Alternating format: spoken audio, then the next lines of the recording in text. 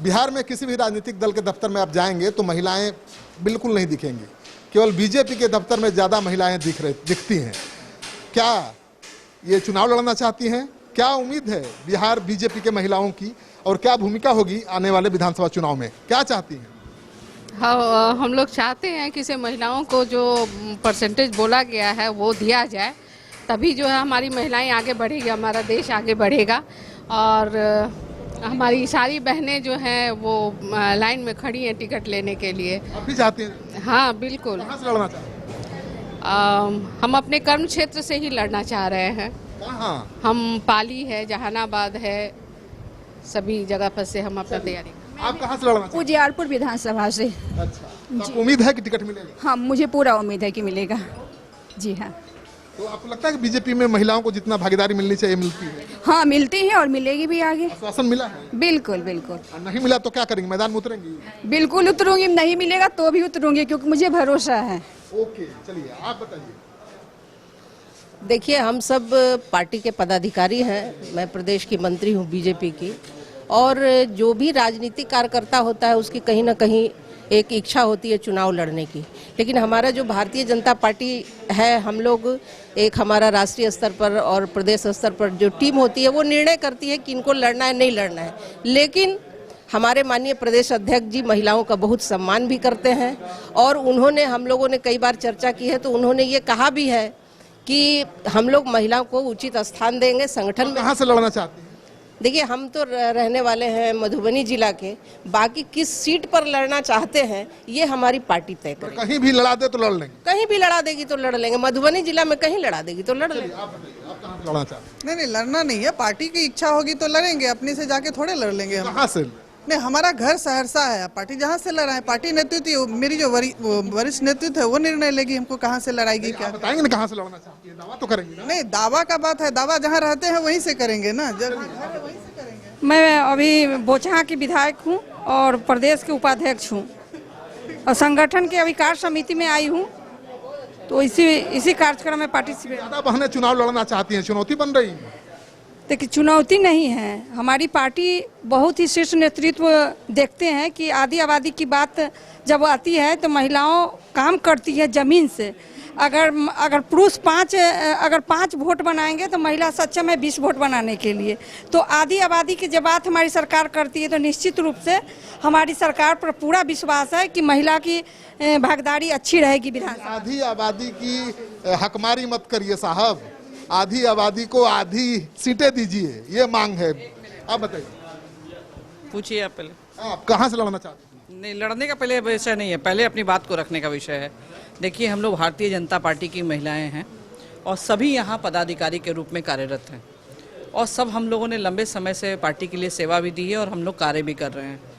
लेकिन आज विनम्र हम लोग का निवेदन है पार्टी के अपने वरिष्ठ नेताओं से कि हम सभी महिला बहनें जिस तरह से पुरुष के साथ कंधे में कंधा मिलाकर पार्टी की मजबूती के लिए हम सभी हर संभव कार्य कर रहे हैं, तो उसी के आधार पर जिस तरह से त्रिस्तरीय पंचायत समिति में पार्टी ने 50% आरक्षण दिया, जिस तरह से हमारे माननीय प्रदेश अध्यक्ष जी ने हम सभी महिलाओं को 33% का आरक्षण दिया है, और संगठन में भी उन्होंने हर समय भारतीय जनता पार्टी में महिलाओं की बहुत बड़ी सहभागिता रही है। और आप देखते भी हैं, और आपने अभी कहा भी अपने उद्बोधन में कि भारतीय जनता पार्टी की महिलाएं बहुत ही सक्रिय और हर जगह दिखती हैं। तो उसी के आधार पर हम महिलाओं का भी इस बार आग्रह होगा अपने प्रदेश नेतृत्व और केंद्रीय नेतृत्व से कि वो इस बार महिलाओं की सहभागिता सुनिश्चित करें, और हम सभी महिलाएं बहनें इस विषय का और सभी का साथ में समर्थन प्राप्त। कितना फीसदी महिलाओं को सीटें चाहिए? नहीं, ये एक बहुत ही क्या इसको कहेंगे, अवेटिंग विषय था, जो 33% का विषय था। और मैं अपने आदरणीय राष्ट्रीय अध्यक्ष जी से भी आग्रह करना चाहूँगी, जिस तरह से सारे विषयों का समाधान हमारे 6 साल के 2.0 के कार्यकाल में मोदी जी ने सभी का समाधान किया है, तो इस बार मेरा बहुत ही आग्रह होगा कि 33% आरक्षण के विषय पर पार्टी। आप कहाँ से लड़ेंगी? मेरा सासाराम रोहतास जिला है। चलिए आप बताइए। मैं देश की सबसे बड़ी पार्टी भारतीय जनता पार्टी की पदाधिकारी हूं, और हमारे भारतीय जनता पार्टी में महिलाओं को सम्मान मिला है। संगठन में हम सभी सम्मान तो मिला है, टिकट मिलेगा?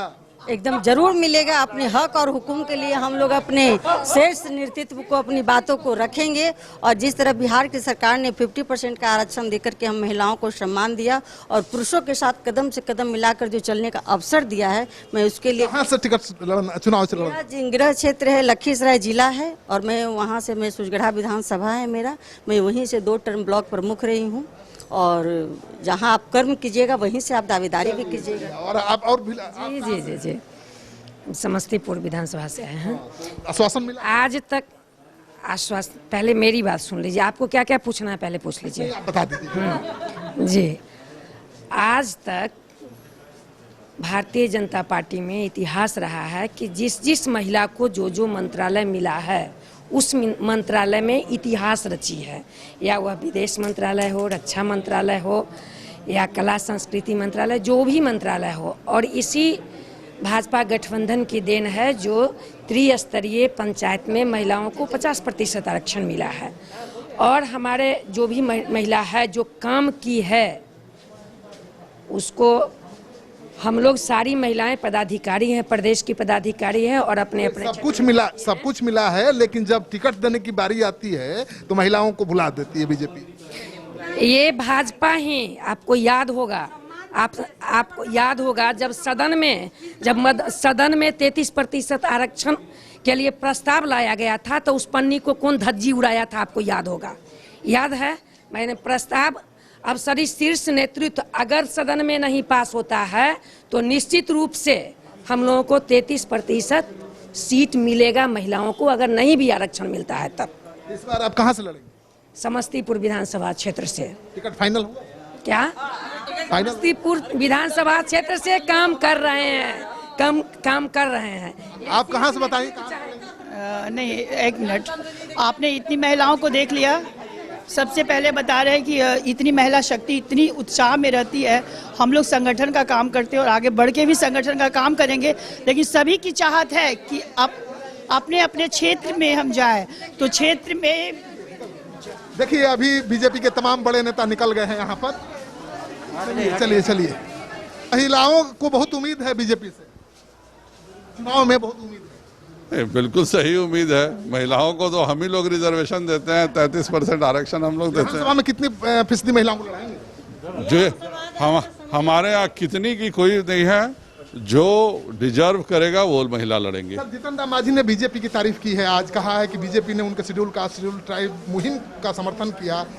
लालू को दलित विरोधी बताया। लालू जी अपने परिवार छोड़ के सभी के विरोधी हैं। आज तक लालू जी ने किसी भी यादव समाज के बच्चे को नौकरी देने का काम किया 1990 से 2005 तो हिसाब दें, वह तो यादव समाज के भी विरोधी हैं। केवल धोखा देने का काम वो दुनिया में कर। बीजेपी की तारीफ कर रहे हैं मांझी जी, क्या आने वाले हैं?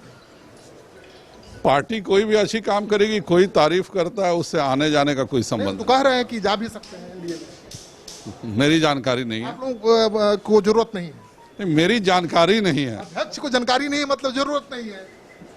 कोई मेरे पास संपर्क ही नहीं करेगा तो मैं कैसे कह दूं मेरी जरूरत है कि नहीं? करेंगे तो मौका मिलेगा। नहीं, जब अभी मेरी जो चीज जानकारी में नहीं है उस पर मैं टिप्पणी नहीं करता हूं। जी अच्छा, अभी बैठक में क्या क्या हुआ सर? 2 दिनों की बैठक चली। 2 दिनों की बैठक में तय हुआ है कि इस विपरीत परिस्थितियों में हम संपर्क अभियान चलाएंगे और व्यक्तिगत संपर्क अभियान ही चलेगा। हमारे जितने पदाधिकारी हैं, केंद्र सरकार के मंत्री हैं, बिहार सरकार के मंत्री हैं, वह गांवों में जाकर व्यक्तिगत रूप से गांवों में बैठ करके और गांव में संपर्क करेंगे। और भाजपा ने 6 कार्यक्रमों की घोषणा की है, उन 6 कार्यक्रमों पे सभी काम करेंगे। तो ये थे बीजेपी के प्रदेश अध्यक्ष संजय जायसवाल जी, जो कह रहे हैं कि अभी तक जीतन राम मांझी ने संपर्क नहीं किया है, जब संपर्क करेंगे तो विचार किया जाएगा। महिलाओं की भागीदारी के बारे में उन्होंने कहा कि जो महिलाएं सक्षम हैं, विधानसभा चुनाव जीत सकती हैं, उनको लड़ने का मौका भी मिलेगा। आप देखिए तस्वीर दिखाएंगे मनोज शुक्ला कि किस तरह से महिलाओं ने अपने प्रदेश अध्यक्ष की घेराबंदी कर रखी है। सीट की दावेदारी को लेकर ये अपना देखिए, ये प्रदेश अध्यक्ष हैं जो दफ्तर में पार्टी की बैठक के बाद निकल रहे हैं और उनका कहना है कि अभी जीतन राम मांझी के साथ कोई बातचीत नहीं हुई है। मतलब जीतन राम मांझी भले मोदी की तारीफ कर रहे हैं लेकिन बीजेपी में आने की संभावना बहुत कम है। ज़्यादा संभावना जेडीयू में जाने की है।